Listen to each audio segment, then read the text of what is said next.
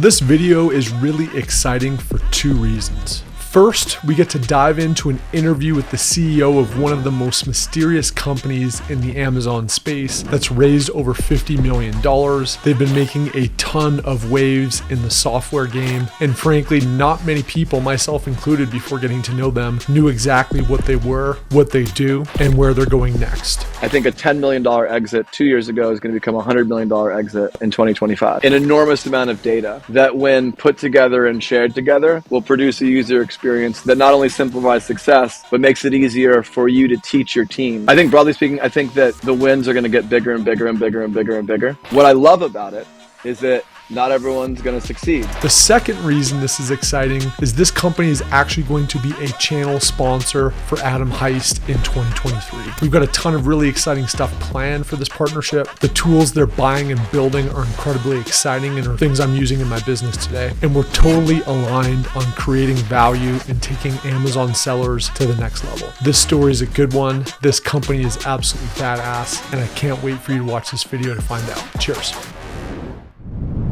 I'm beyond excited to chat with Justin Cobb, CEO of Carbon6, a name as an Amazon seller you guys have probably heard of before, but don't exactly know what they do and what the backstory is. So we're going to dive into that today. But first of all, Justin, man, we've become buddies here over the last, 6 months or so. You're one of my people.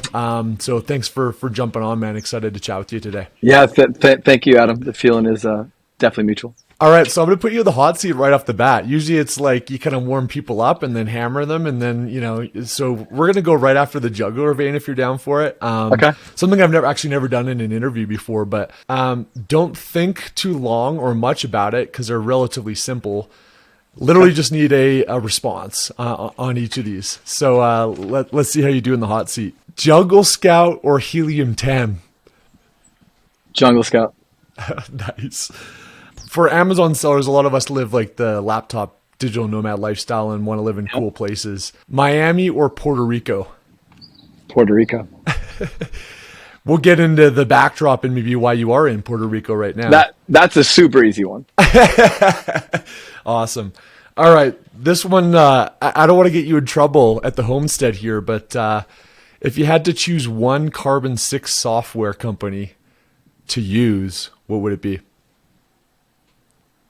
Seller Investigators. Nice. Love it.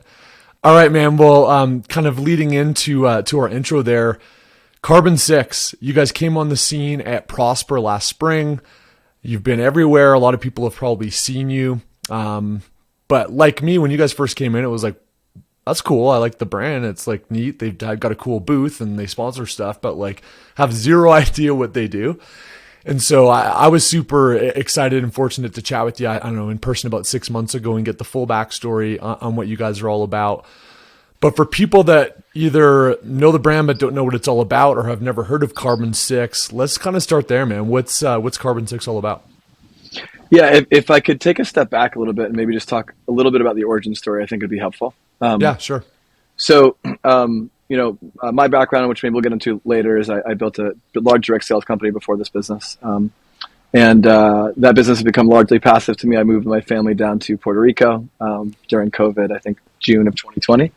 And had really initially planned on retiring, taking it easy. I was going to be an investor. That had been the goal. And that didn't last very long.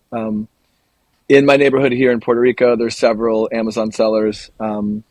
In fact, I think everyone who was younger than me in the neighborhood seemed to be an Amazon seller. And it was, it was pretty wild. I met a guy, Brendan Morris, whose company we acquired, Seller Tools, and several other people. And when I met him and talked to him and found out what they did, it was incredible, the amount of free time that they had, their laptop lifestyle, which you referred to earlier, and how important software was to their business, number one. And number two, there was really just this emerging group of professional sellers, people like yourself, Adam, that had built a brand and had become successful, and were doing it over again and over again and over again. And the aggregators on the brand side had really opened up that possibility. And coupled with large brands that were now finding their way onto Amazon or finding how to have more success on Amazon, the iOS changes happened shortly thereafter. And there was this huge convergence of and really kind of consolidation of the revenue on Amazon to the professional seller up to the large brand. What we also saw was an incredibly fragmented ecosystem of softwares, where today I believe that no company has even 1% of the total software and service spend on Amazon, which in contrast to other markets is just an incredible amount of fragmentation. What we saw was this emerging class of professional sellers and large brands, and a sophistication in the market that, because it was so new, just hadn't caught up. And we saw Carbon6 as being the opportunity to fill that, to become the ecosystem for the professional seller, all the way up to the large brand. Cool. So I think, you guys came onto the scene at a time when the Amazon brand aggregation scene was pretty frothy, right? You're kind of right in the heyday, and this is when people had raised, I think you're kind of hitting the, I don't know, somewhere between $5 and $7 billion raised. It seemed like there was a PR release every week with another one kind of getting $100 million bucks. Obviously there's been headwinds in, physical products brands across the board, the economy, and then Amazon specifically. That's kind of brought winter to those brands. In that moment in time, when you're kind of in the belly of the beast and it's really frothy in a particular segment and all of the eyes are pointing in one direction, it seemed like your eyes were pointing in a different direction. I wonder if you could just talk through that a little bit in terms of what your headspace was as you evaluated the market with the context of when you guys launched spring of 2022 or 2021. I mean, the aggregators were flying. That 5 billion quickly scaled up to 15. I think I told you the story when we were hanging out. My neighbor across the street from me here in Puerto Rico was the CEO of an aggregator. It recently gotten acquired, and him and I had hung out a lot. And he had never mentioned that one of the things that he did was start an aggregator. I mean, it was like the ultimate. It was like like a Bitcoin craze for people that had great degrees or some cash. And we thought the model was, made a lot of sense. They were in the right industry. There were aspects of it that we thought could potentially be a struggle. And as I got to know all the sellers here in my neighborhood and really started doing a deep dive, we saw an opportunity to do a few things differently. So one, obviously software being different than brand, and not having some of the challenges with logistics and inventory, and having the benefit of ARR and a repeatable income stream where you don't have to go out and earn the business again every single month or every single time that you want to add. We also looked at it and just, analyzing what we saw as like an e-commerce gold rush. If you look at the California gold rush, I was just doing this with my daughter last night. She wrote an essay on the westward expansion. And what's interesting is there were some people that really struck gold, and those companies and those individuals made a ton of money. The safest bet to back during that time were the picks and shovels companies, the companies that provided the tools in order for those miners to mine for what was physical gold. We looked at it the same way for e-commerce gold. We knew that we could get a big push off the line through M&A because there was so much tailwind around the aggregator model. And so although we don't view ourselves as an aggregator fundamentally at all, we view ourselves as a software business, providing a wide set of awesome solutions to sellers and brands. We knew we could get a huge push off the line and just kind of cut the line, so to speak, by acquiring all these different features, amazing single point solutions, but along with their founders. So a big opportunity that we saw was, and part of this was I wasn't an e-commerce seller, and my other co-founders weren't in the beginning either. And so how do you solve for that? And how do you learn from whatever emerging cracks you're starting to see in the brand aggregator model? And what we came up with, let's keep all the founders incentivized. Let's create a real ecosystem in the company and a culture centered around entrepreneurship. We have, 24 approaching 36 individuals that are part of Carbon6 right now that haven't had a job before Carbon6 for 2 years, 5 years, 10 years, some ever. So right industry, which they found, we thought it was a different angle. It was a less crowded angle. We thought it was a more sustainable angle, a safer angle. And then really, using all the genius, which is the product creators behind these businesses, and bringing them in to create this, incubator of as much e-commerce knowledge as we could possibly find. All right, that's awesome. So, I've seen this take place with WordPress themes, ecosystem of WordPress themes. There's been a lot of Frankenstein software tools that have kind of added on to that, and people have acquired and aggregated those tools. We've seen it in the Shopify ecosystem with apps, which is, you just hit the plus button, you add another $9.99 a month app, and people have started to play that game, some of which have taken it to a pretty big level and gone public. I think the confusion point that I've had with this, and we talked about this when we initially met, is the Amazon software game is somewhat fragmented because you've got these individual API access things that plug into it. So it's not like you're in one portal and you just add software. You've got to sign up for them individually. You've got to authorize them individually. And if you've got 3, 4, 5, get it. But when you start getting into the size and scale that Carbon6 is going after, I'm just wondering if you can walk through the complexities and the strategy that you guys have looked at specifically with the mechanics of the Amazon ecosystem and how that plays out from a software standpoint. Yeah, awesome. I think fundamentally we exist to serve the function of simplifying success. And along with that, we need to simplify the user experience. Without going too deep down our roadmap, to say that with this group that we've assembled, and we have a product advisory committee that's led by Casey Goss, who many will know from his time building Viral Launch and as VP of SEO at Thrasio, along with a slew of other individuals that run top agencies, are top sellers, are members of MDS, run large brands. We spend a tremendous amount of time, and we continue to every single week, mapping this out. Broadly speaking, it will go in a couple different phases, specifically to solve for one of the problems you just brought up with authentication. Somewhere around the middle to the end of April, there'll be a single authentication.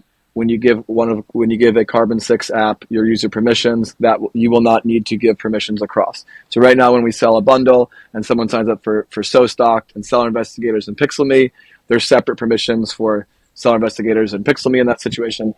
Going forward, there will not be. Along with that is some of the more topical solutions, which are single sign-on and single billing and ability to add on with one click.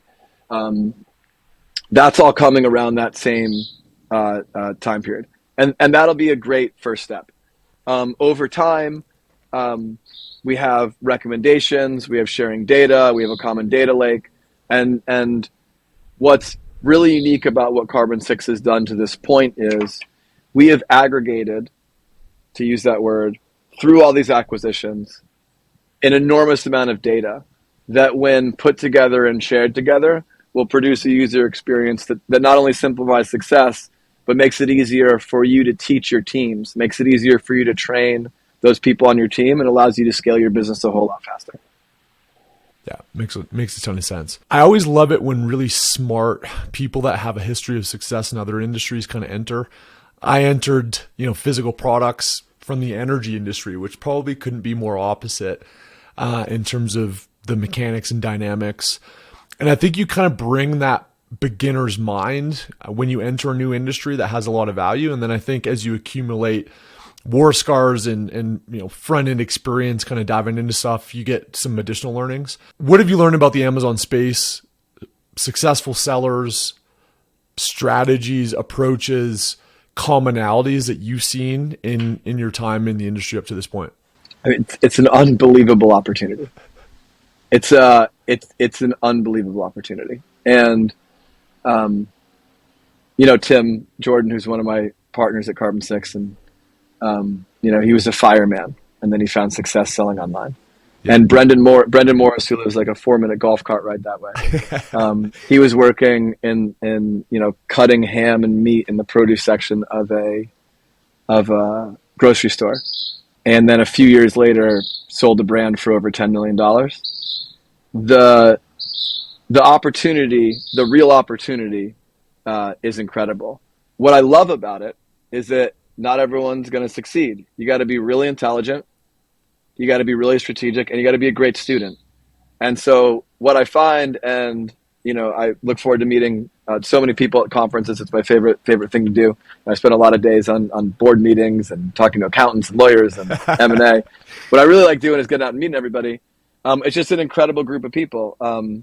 And I think that comes down to what the barrier to entry is. You got to be confident, and you got to be smart, and you got to be bright, but you also have to be humble, and you got to be a great student, and you got to be willing to realize that you don't know what you don't know.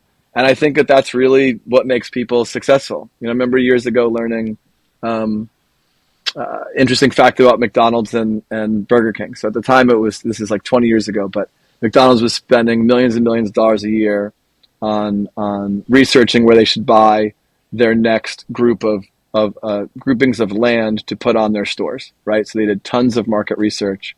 Where should they go? Burger King was paying $100 a year because that's how much it cost for a month, rather. That was how much it cost for their internet to look up where McDonald's just put their last location, and they would just put their building across the street. And still today, when you go around and you are near McDonald's, I don't eat McDonald's or Burger King, but if you wanted a Whopper, which I remember was pretty good, you could just kind of do a 360 and you would find Burger King.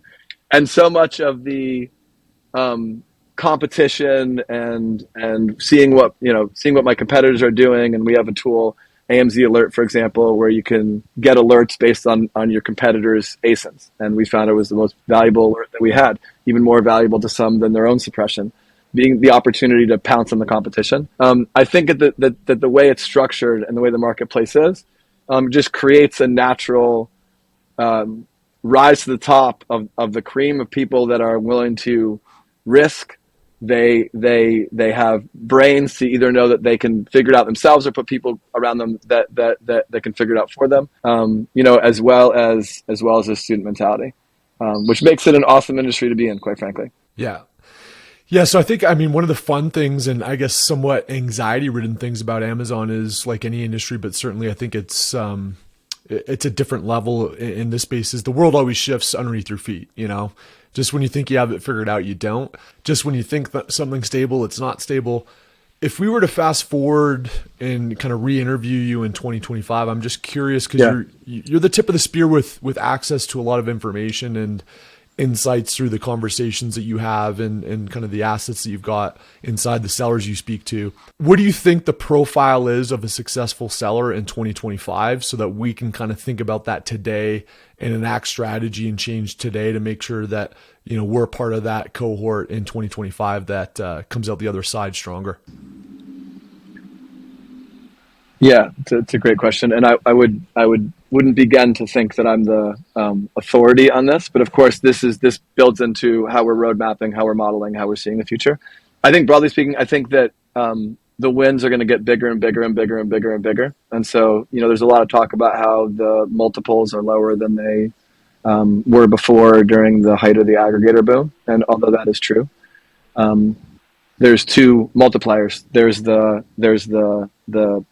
EBIT number or the seller's discretionary earnings number, and then there's the multiple that companies are paying. The opportunity to build a bigger number, let's throw out what the multiple is for now. The opportunity to, and generally as the business gets bigger, you can get a bigger multiple. I think a $10 million exit 2 years ago is going to become a $100 million exit, in 2025. I think you're going to continue to see a consolidation where right now, by our numbers, 177,000 sellers are roughly, and brands are roughly 75% of all the GMV that's going through Amazon annually. Um, Amazon's sales will climb, um, but that consolidation will likely uh, become become larger and larger and larger, as you see in almost any industry when it gets more mature. There'll still be a great opportunity for the new seller, but the barrier of entry will be higher. It'll cost more money. To launch a private label brand successfully now than it did before, especially with the TOS changes of last year. That was I think we'll look back in 2025 and see what a big pivot point that was, and how much easier it made it for people that had resources coming in.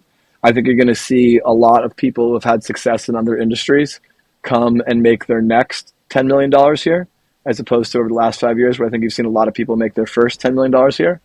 I think that'll make it more competitive. I think for people that are great students and people that have access to information like the information that you give, and my entire team at Carbon6, by the way, watches your videos, which is why we're so excited to be part of it. It's gonna take a better approach to win, but I think the wins are going to be way bigger by an order of magnitude. Cool. Well, good lead in to kind of how we're kicking off here. Carbon6 is sponsoring this channel this year, and again, I'm as excited as you guys are. For a lot of different reasons. I think I've talked about this a number of times, but just to reiterate, I'm lucky at this point in my life where I get to pursue things that I care about and that I'm passionate about. I'm highly selective of who I work with because I think it's really important that you have that value alignment and you're doing business with people that you like and care about. And to do it in your own way, that's not somebody else's filter, but it's your own. So I kind of talked to you about it, I don't know, it was 2-3 months ago, and we kind of started thinking about how this might work. What was super cool with you is like, I'm a straight shooter, right? I'm just like, I'm a no bullshitter. I talk about stuff I like and use. And I also talk about stuff that I don't like. And, I said, look, I'm only going to talk about software tools that I use with you guys that I like and dive into how they've impacted my business. It's not going to be an infomercial. And you're like, done. That's exactly how I operate. So maybe just lead into your thoughts on working together here over the next year plus and why we synced up from your perspective. Yeah, I'll start with the last point. So that's the exact filter that we want, Adam. So, again, the way we see the market moving and our place in the market is we're not playing the game of sell a dream to a bunch of people to get them selling online, get them to sign up for an annual subscription, and some percentage of them will be here next year. We're really focused on building long-term partnerships with all of our customers and, again, servicing that large seller. So I think we're fundamentally playing a different game. We want the market to tell us when we need to be better because the market, we're going to be here. That market of professional sellers are going to be here, and we want to be your best partner. We want to focus on the things that we can do to help simplify your success so you can focus on getting back your time, on using it for other things, and on making more money. When we looked at the landscape of where we could sponsor and where we couldn't sponsor, we're a little bit, you want to be agnostic. You don't want to pick sides, so to speak. But what kept coming up in our Slack channels was, did you see the video that Adam put up last week, last month, etc.? Alongside of that, you and I were getting to know each other.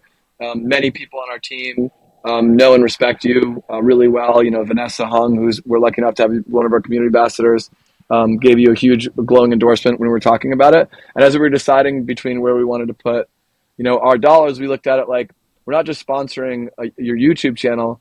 We're giving you more incentive to give us feedback, and we're giving your audience more incentive to give us feedback.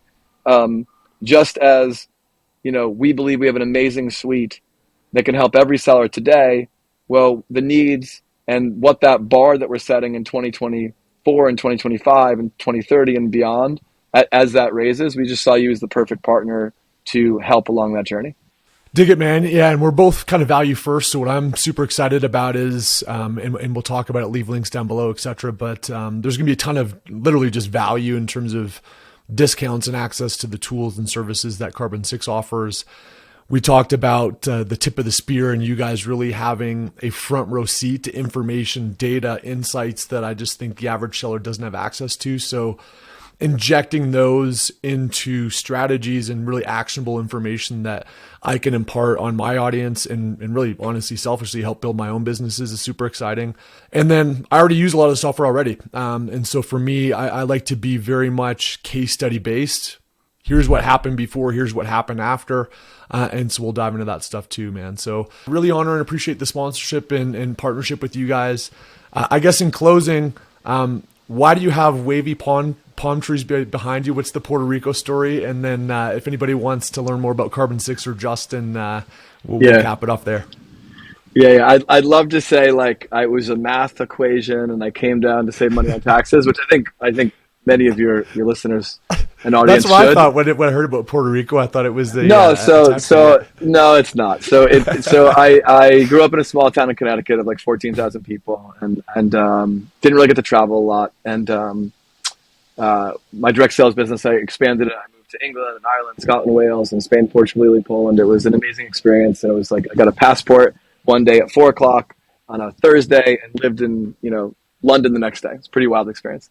And I met my wife, who's amazing, in London. She was there. She had just finished school, and we moved all throughout Europe and moved back to the States. And 2015, 2016, like kind of a crazy time to be in America. Like there's a lot going on. It's pretty divisive. It was all kind of new to her. And that kind of culminated with, we were living in Atlanta. This is in 2020. And we live, I don't know, 10 or 12 doors down from the governor's mansion in Atlanta.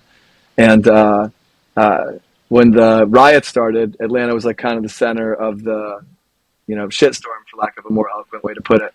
They burned up a Wendy's down the street, got burned down. Everything was getting broken into. And my wife looked at me and she's like, "Can we just get out of this crazy place for just a little bit? Like we're locked down anyway." And I was like, "Sure. Where do you want to go?" And my good friend was there, and he had moved down for taxes to Puerto Rico, and he said, "Come to Puerto Rico." I'm like, "Where are we going to live? What are we going to do?"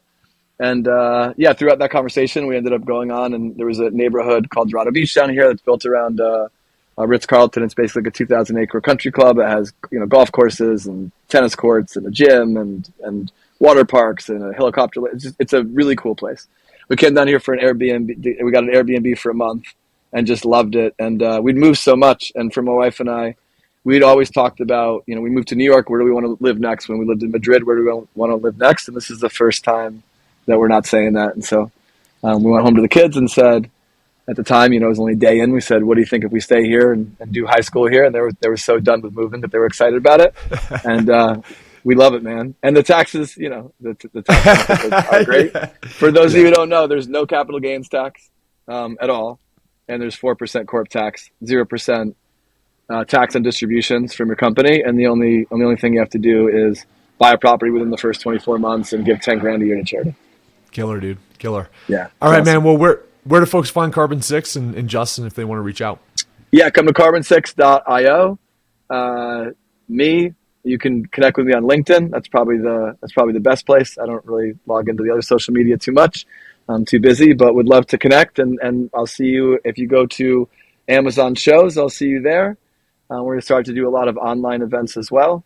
And yeah, I appreciate it. I'm really very appreciative, Adam. And this feels perfect and aligned. And really appreciate you allowing us to be part of what it is that you're building. It means a lot. Cool, man. I feel that for sure. Excited to see how deep the rabbit hole goes with you this year, man. And excited to share and add value to the audience. But thanks for jumping on, man. It was cool to hear the story. Thank you, Adam.